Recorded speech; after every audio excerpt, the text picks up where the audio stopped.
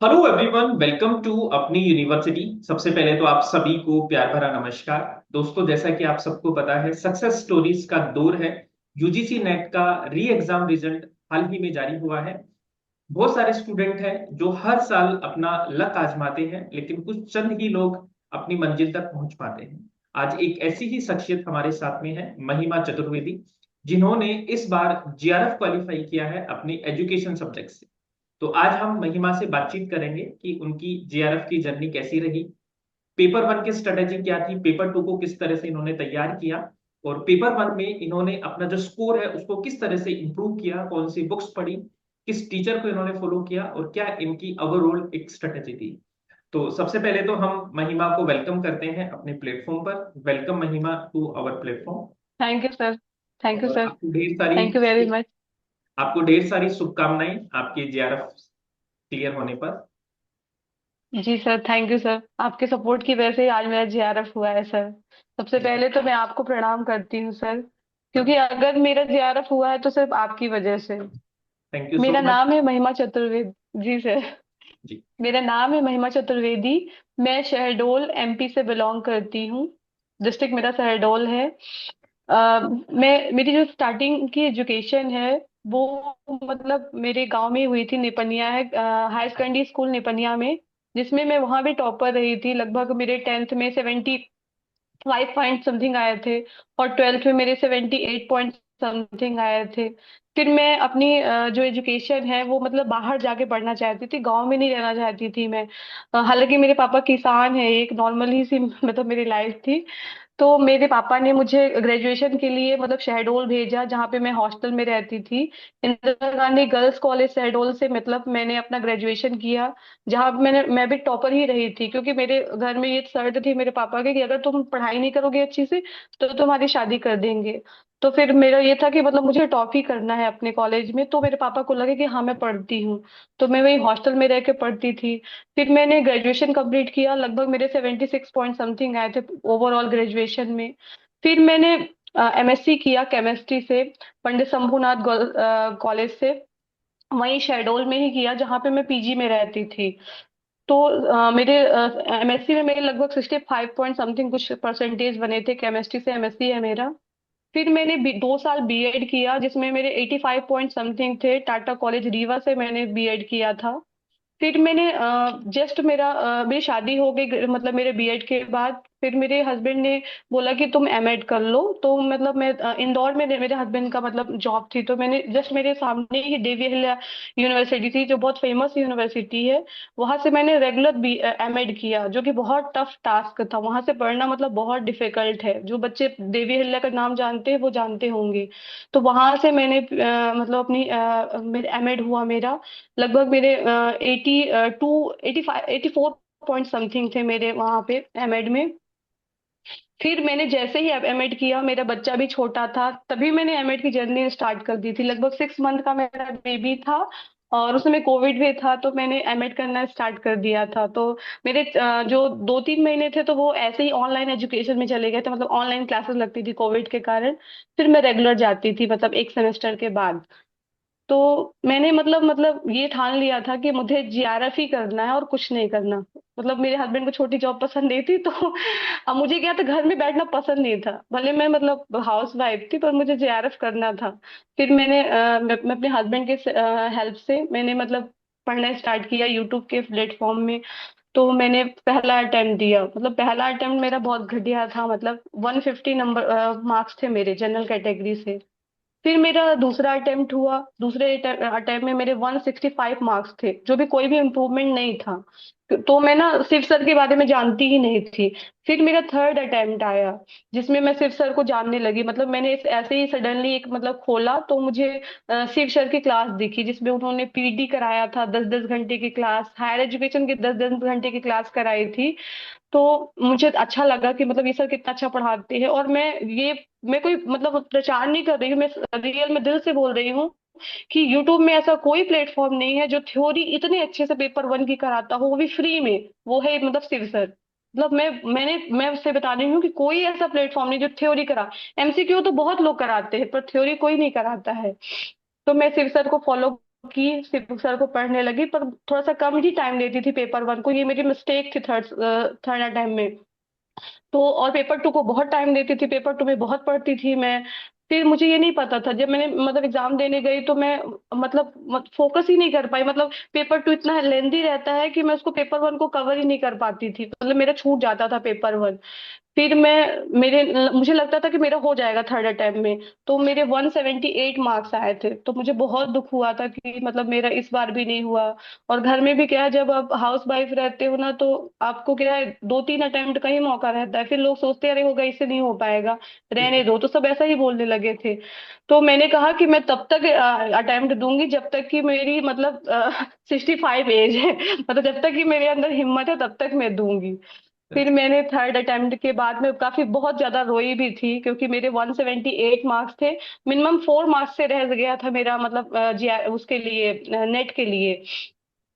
फिर मैंने फिर से स्टार्ट की अपनी जर्नी, और फिर से मैंने पढ़ना स्टार्ट किया। तो मैंने कुछ ज्यादा ही मतलब पढ़ती थी, मतलब जब मुझे टाइम मिलता था। ऐसा नहीं कि मेरा कोई फिक्स टाइम था, पर मैंने फिक्स टाइम एक शेड्यूल किया था कि जब मेरी बेटी स्कूल जाएगी, जो जो 10 का स्लॉट रहता था, तो 10 से 1 तक मैं कोई भी काम नहीं करूंगी, किसी का फोन नहीं उठाऊंगी। और मैं ज्यादातर जो लेक्चर्स होते थे वो मैं रिकॉर्डेड फॉर्म में देखती थी, 2x या 1.5 में, क्योंकि मेरे पास ज्यादा टाइम नहीं रहता था, तो मैं इसलिए देखती थी। लेकिन मैं जब भी आपकी क्लास, सर स्पेशली मैं आपकी क्लास बता रही हूँ, मैं जब भी आपकी क्लास देखती थी 10 बजे वाली, तो मैं 10:30 के बाद ही ज्वाइन करती थी, और आधी क्लास आपकी चली जाती थी। और मैं ये सोचती कि 1.5 में देखूं और नोट भी करते जाऊं। तो जैसे आप पढ़ाते थे मैं उसको नोट भी करते जाती थी, सुनते भी जाती थी। और मुझे कहीं पे लगता था कि ये समझ में नहीं आया, तो फिर से बैक हो जाती थी, फिर वहीं पे नोट करती थी, क्योंकि मेरे पास इतना टाइम नहीं रहता था कि मैं उसको बाद में देखूंगी।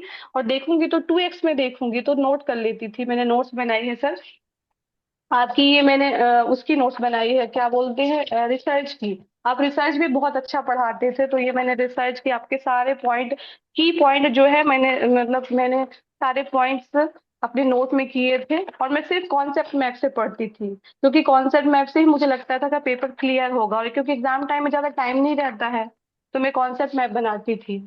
फिर मैं अपनी हायर एजुकेशन जो थी, मेरी सबसे अच्छी हायर एजुकेशन थी, जबकि सबको डर लगता है हायर एजुकेशन से।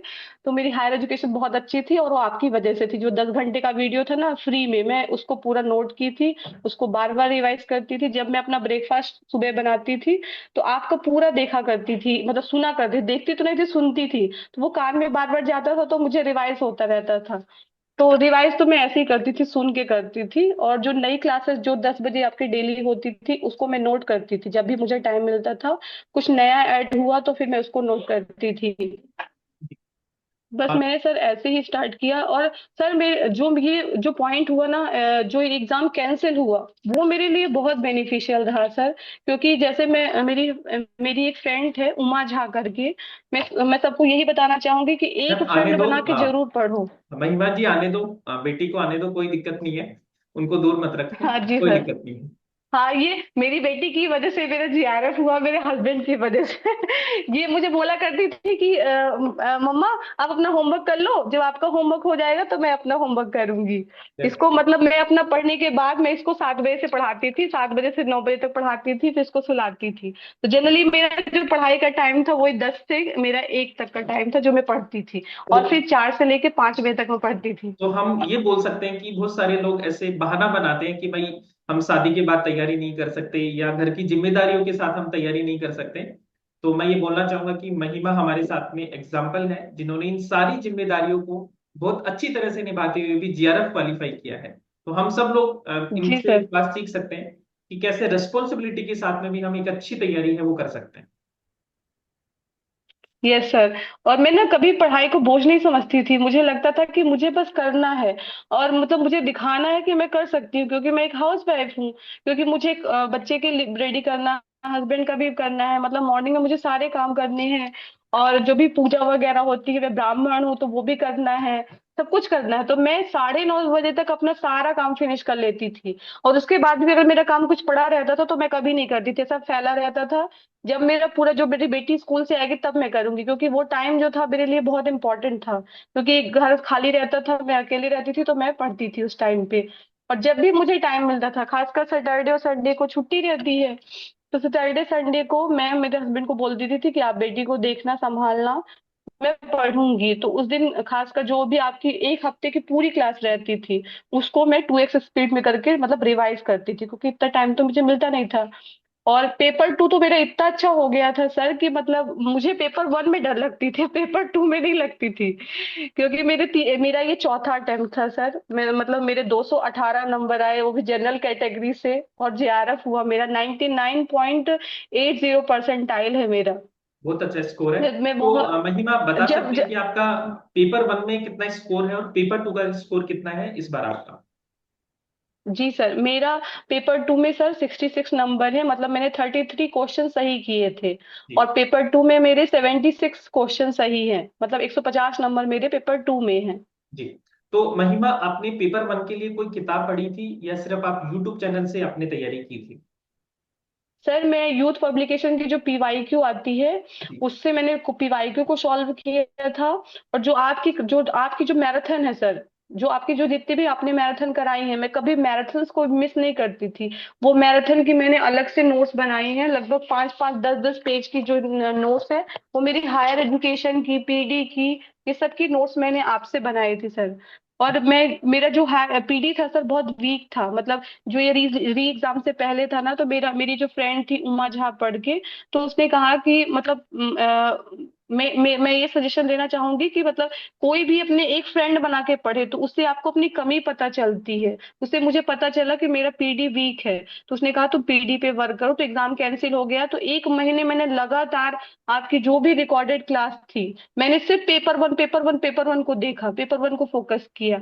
और जो सिमरन मैम है जो आईसीटी पढ़ाती हैं, उन्होंने टीचिंग एप्टीट्यूड का और कम्युनिकेशन का और आईसीटी का मैराथन कराया था। उसको मैं प्रॉपर नोट करके, क्योंकि नोट करने से क्या होता है, आधी चीजें माइंड में चढ़ जाती हैं।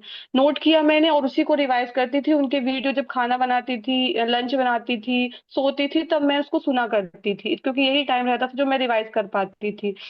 क्योंकि अपने आप में पेपर वन बहुत बड़ा है और पेपर टू भी बहुत बड़ा है, तो मैनेज करना काफी कठिन होता है। तो मैं तो यही कहूंगी, आप जब भी जो भी काम करो, आप कुछ ना कुछ सुनते रहो, कुछ ना कुछ करते रहो, उसी में आपका रिवीजन हो जाएगा। क्योंकि हाउस वाइफ बुक लेके बैठे हर टाइम ये पॉसिबल नहीं है, क्योंकि मैं हूं तो मैं जानती हूँ।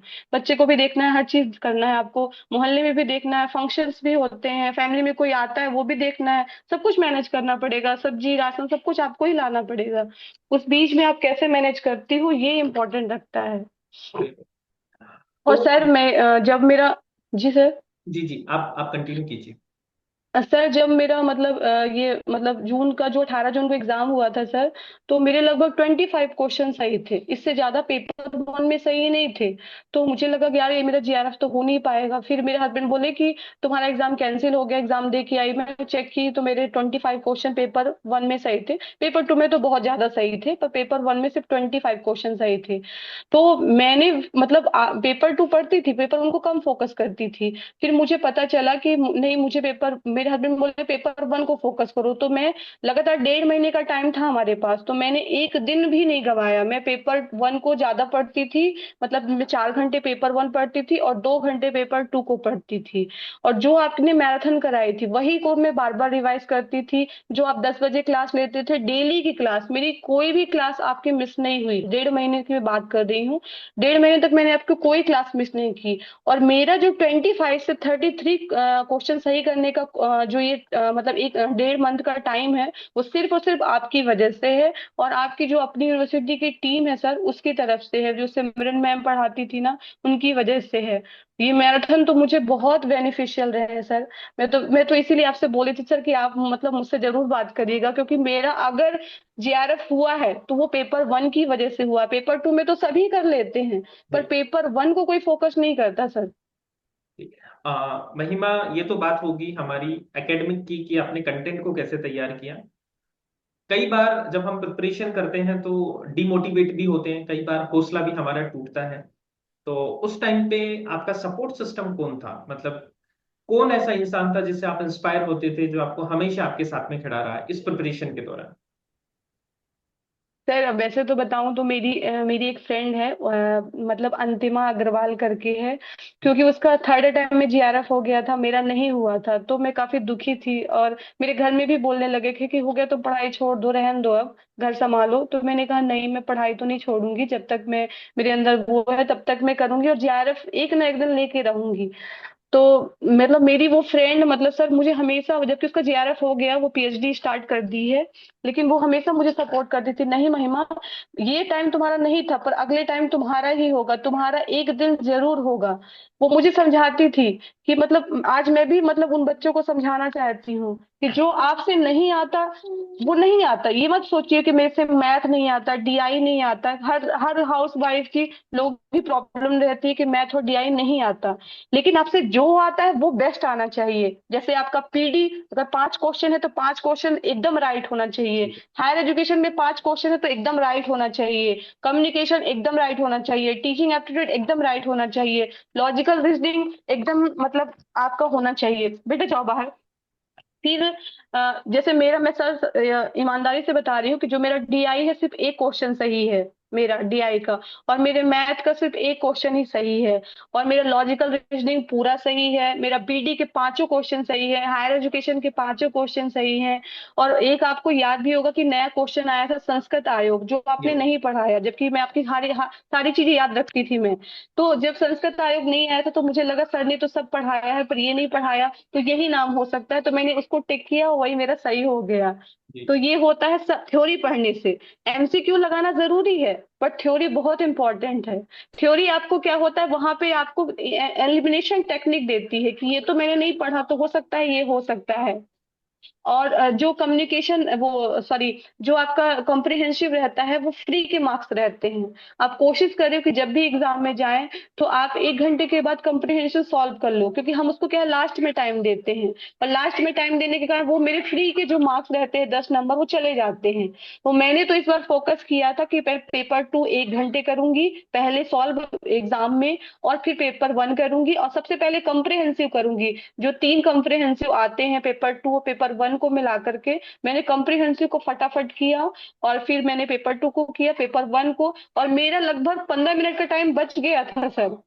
क्योंकि मैंने रीजनिंग वगैरह तो मुझसे आती थी तो मैंने कर लिया, जो लॉजिकल रीजनिंग वो आती थी। बट मेरा डीआई में बहुत टाइम लगता था, तो मैं सोची कि मैं तो डीआई मैनेज नहीं कर पाऊंगी, लेकिन कोशिश करूंगी कुछ क्वेश्चन में सही करूँ, तो मैंने लास्ट में डीआई किया था सर।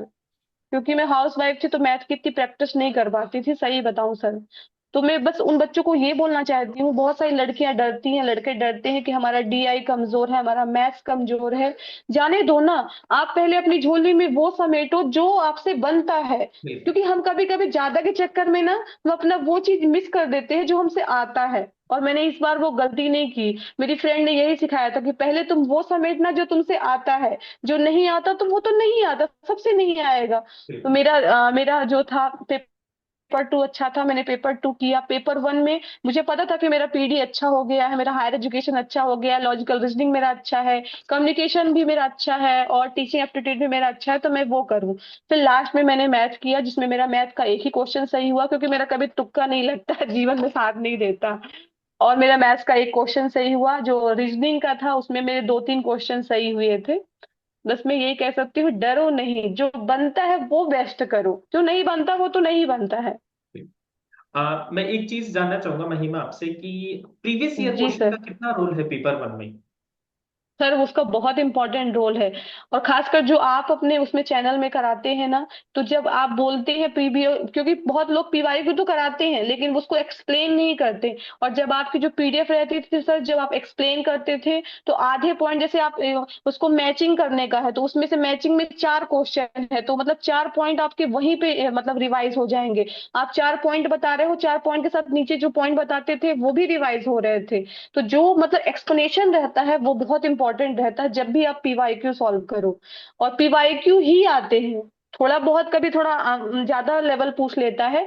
बाकी अगर आपने अच्छे से पीवाईक्यू किया है, मतलब आपने एक्सप्लेनेशन पढ़ा है, 4 ऑप्शन के एक्सप्लेनेशन पढ़े हैं, तो आप बेस्ट करोगे। मैं तो बता रही हूँ कि मैं एक मंथ में सर, सिर्फ आपकी जो 10 बजे की क्लास थी, आपकी मैराथन थी, उससे मेरा सोचो 25 से 1.5 मंथ में मेरे 33 क्वेश्चन सही हुए, मतलब मेरे 66 नंबर आए। तो वो इम्प्रूव हुआ। एंड मैं ये भी जानना चाहूंगा कि क्या आप अपने नोट्स बना के पढ़ते थे, या सिर्फ यूट्यूब के लेक्चर्स देख लिए, या सिर्फ नहीं डिजिटली सर, आपने मैं पढ़ लिए, नो या खुद से नोट भी बनाए आपने? सर आप जो पढ़ाते थे ना, मैं उससे नोट्स बनाती थी। जो थ्योरी की क्लास आप लेते थे उसके भी नोट्स बनाती थी, जो पीवाईक्यू कराते थे उसके भी नोट्स बनाते जाती थी, लिखते जाती थी। क्योंकि दोबारा क्या है, उसको देखने का टाइम नहीं रहता। 2 बार आप क्लास देख सकते हो, लेकिन 2 बार से ज्यादा नहीं देख सकते हो, क्योंकि रोज की क्लासेस रहती हैं, हफ्ते में 7 7 दिन की क्लास रहती हैं। तो आप डेली नहीं देख सकते हो। तो जो नोट कर लेते हो, संडे को रिवाइज करने का टाइम मिल जाता है। मैं रिवाइज बहुत करती थी सर आपकी क्लास को। यस, रिवीजन तो बहुत और इंपॉर्टेंट है मेरा, देखो। जी सर, जी। आप मतलब आपकी वजह से सर मैं मतलब बता रही हूँ कि पूरे यूट्यूब प्लेटफॉर्म में, क्योंकि मैं बहुत जगह देखी हूँ, क्योंकि स्टूडेंट की आदत ही होती है सर्च करने की, मैंने बहुत प्लेटफॉर्म देखी है, लेकिन किसी ने थ्योरी नहीं कराई सर। और थ्योरी बहुत इंपॉर्टेंट होती है। फ्री में थ्योरी कराने वाले सिर्फ और सिर्फ आप हैं सर, पूरे प्लेटफॉर्म में। मेरी फ्रेंड है उमा झा, वो बोलती है कि मैं उसको मैंने मैंने मतलब मेरे जो जितने फ्रेंड हैं वो सब आपसे पढ़ते हैं, और अभी भी मेरे पास बहुत फोन आता है। तो मैं तो बोलती हूँ कि ब्लाइंडली अगर किसी को फॉलो करना है पेपर 1 के लिए, अगर पैसे नहीं है, आपकी इकोनॉमिकल कंडीशन अच्छी नहीं है, फिर भी आप शिव सर को फॉलो करो, तो आपका हो जाएगा, 100% हो जाएगा। Thank you so much. मेरी मेरी फ्रेंड उमा झा है, अंतिमा है, बहुत सारी फ्रेंड है जो मतलब आपसे पढ़ती, और मैं सजेशन भी देती हूँ कि आपकी पढ़ो। अभी एक विभा है, उस फोन आया था तो मैंने कहा शिव सर से पढ़ा है, शिव सर से पढ़ो, फ्री पढ़ो, पर उनसे पढ़ो। Thank you. आप कोई मैसेज देना चाहेंगे स्टूडेंट को, जो भाई दिसंबर में एग्जाम देने वाले हैं, फ्यूचर एस्पिरेंट को आप क्या मैसेज देना चाहते हो?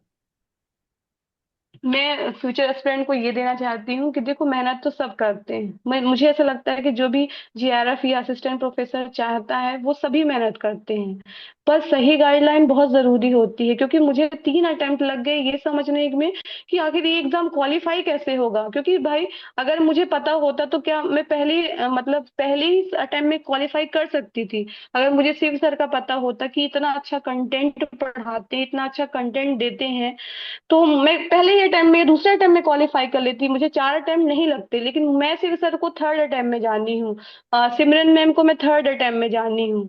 तो मैं अपने जो फ्यूचर लर्नर है मैं उनको यही संदेश देना चाहती हूँ कि आप बहुत अच्छा पढ़िए, और शॉर्ट नोट कॉन्सेप्ट मैप जरूर बनाइए। क्योंकि वो कॉन्सेप्ट मैप एग्जाम में रिवाइज करने में लास्ट टाइम क्या है, बहुत ज्यादा डर भी लगता है कि मतलब कैसे होगा क्या होगा। लेकिन कॉन्सेप्ट मैप बनाया है तो लगभग 10 पेज 15 पेज में आपका पेपर 1 ही कंप्लीट हो जाता है, और ऐसे ही आपका 40 50 पेज में पेपर 2 हो जाता है। तो मैं तो कॉन्सेप्ट मैप बना के पढ़ती थी, उसी को बार बार रिवाइज करती थी, जो नया सर पढ़ाते थे उसको ऐड कर लेती थी, मेरी मैम जो पढ़ाती थी उसको ऐड कर लेती थी। और मैं ये अपने मतलब उनको बोलना चाहती हूँ, अपने भाई मतलब जो मेरे सिस्टर ब्रदर हैं, कि आप जब भी मतलब एग्जाम देने जाए या प्रिपरेशन करें, तो आपको पता है कि आपसे जो आता है वो आता है, लास्ट टाइम जो आपने कर लिया कर लिया। तो आप ये सोचो कि आप जो रीडिंग कॉम्प्रिहेंसिव है उसको अच्छे से करें, क्योंकि वो हमेशा हर स्टूडेंट लास्ट में करता है, उसको लास्ट में नहीं करें, उसको अच्छे से करें, क्योंकि वो फ्री के नंबर है, वो आपको पूरा नंबर दिलाएगा।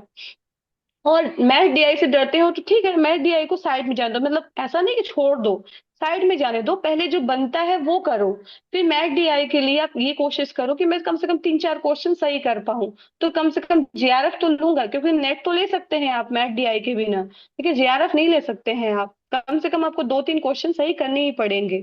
तो पहले वो झोली में समेटो जो बनता है, जो नहीं बनता उसको जाने दो। मतलब ये सोचो कि मैं कम से कम उस क्राइटेरिया को पार कर जाऊं जिसमें नेट और जीआरएफ होता है। आप पूरे 300 क्वेश्चन नहीं कर सकते, करोगे भी तो भी 300 नंबर नहीं आएंगे आपके। बिल्कुल, ये तो बहुत जरूरी है। जी सर। और देखो, मैं हमेशा एक यस बात सर। बोलता हूँ स्टूडेंट को कि हमेशा एग्जाम है वो गधा मेहनत से नहीं निकलता।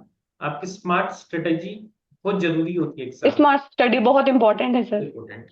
और अभी अभी हम 2018 से 24 तक के पैटर्न की बात करें, तो लगभग हर साल पेपर 1 का पैटर्न है जो कहीं ना कहीं बदलता हुआ दिख रहा चेंज है। होता है। तो आप सब कुछ तो पढ़ ही नहीं सकते। ऐसा कभी होगा ही नहीं कि जी पूरा का पूरा पेपर है जो आपको आ जाए। कुछ ना कुछ चीज तो आपसे छूटेगी, लेकिन वहां पे आपकी स्मार्ट स्टडी, आपका पेपर करने का जो तरीका है, वो भी काफी मैटर करता है आपके स्कोर को बढ़ाने के लिए। तो महिमा, हमने ऑलमोस्ट सारी बातें डिस्कस कर ली हैं। कुछ और आप सजेशन देना चाहें जी तो सर। दे सकते हैं हमारे स्टूडेंट को। बस यही कहती हूँ कि लहरों से डरकर नौका पार नहीं होती, और कोशिश करने वालों की कभी हार नहीं होती।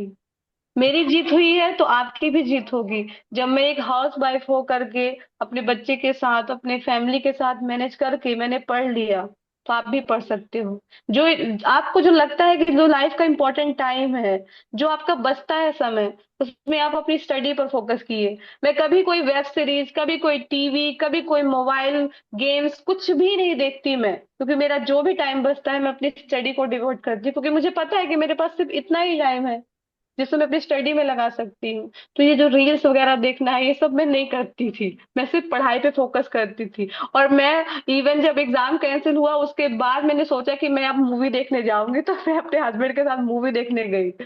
मतलब लगभग 1 साल के बाद जब मुझे लगा कि मेरा जेआरएफ हो गया, फाइनली जब मैं आंसर की चेक की और मेरे 220 नंबर आए, तो मुझे लगा कि मेरा जेआरएफ हो जाएगा। That's great. देखो, मैं हमेशा बोलता हूँ कि एग्जाम आपसे सेक्रीफाइस मांगता है। तो सेक्रीफाइस तो हमें करने ही पड़ेंगे अगर आपको बड़ी सफलता की ओर जाना है। तो ये हम महिमा से यस सीख सर। भी सकते हैं कि इन्होंने कैसे अपनी पारिवारिक जिम्मेदारियों को निभाते हुए, देखो छोटी सी बच्ची भी इनके साथ में है जो अभी भी इनको तंग कर रही है, लेकिन फिर भी इन्होंने पढ़ाई की है, जो कि एक तरह से इनका सपोर्ट सिस्टम भी रहा है ना। तो ये हम भी कर सकते हैं। तो आप सभी के लिए बहुत ही मोटिवेटिंग स्टोरी है जो आज महिमा जी आप लेके आए, तो थैंक यू सर सो मैं मच। इस प्लेटफॉर्म में सर मैं इस प्लेटफॉर्म में अपने हस्बैंड का, जो मेरा हमेशा साथ दिए, मैं उनको बहुत बहुत थैंक यू बोलती हूँ। और मेरे पापा जो हमेशा मुझे बोलते थे कि क्या तुम कुछ करोगी अपनी लाइफ में, तो मैंने कहा मैं बहुत बड़ा करूंगी, आप देख लीजिएगा। उनको थैंक यू बोलती हूँ। मैं अपनी बेटी को थैंक यू बोलती हूँ। और स्पेशली मैं शिव सर को थैंक यू बोलती हूँ कि आज मेरे 66 नंबर आए हैं तो शिव सर की वजह से आए हैं। और मैं सबको, अपने सारे फ्रेंड्स को बोलती हूँ कि शिव सर से पढ़ोगे तो आज नहीं तो कल तो होगा ही। Thank you so much. और आप हमेशा अपनी थैंक यू सर। यूनिवर्सिटी से जुड़े रहो, और आप जी गाइड सर। करते रहो बाकी स्टूडेंट को भी। बाकी हम मिलते रहेंगे, और जयपुर आप जरूर आइए। आपका प्राइस है जो जी 22 तारीख को हम देने जा रहे हैं, प्राइस डिस्ट्रीब्यूशन सेरेमनी है। जितने भी नेट जेआरएफ के स्टूडेंट हैं उनको हम बुला रहे हैं जयपुर। तो आप जयपुर घूम के भी जाओ, और आप अपना प्राइस भी जरूर लेके जाएं। तो पूरी अपनी यूनिवर्सिटी की जी टीम सर। की तरफ से हम आपको इनवाइट करते हैं कि आप जरूर विजिट कीजिए। जी। तो thank you so much guys, फिर मिलते हैं thank you sir. Next success story में।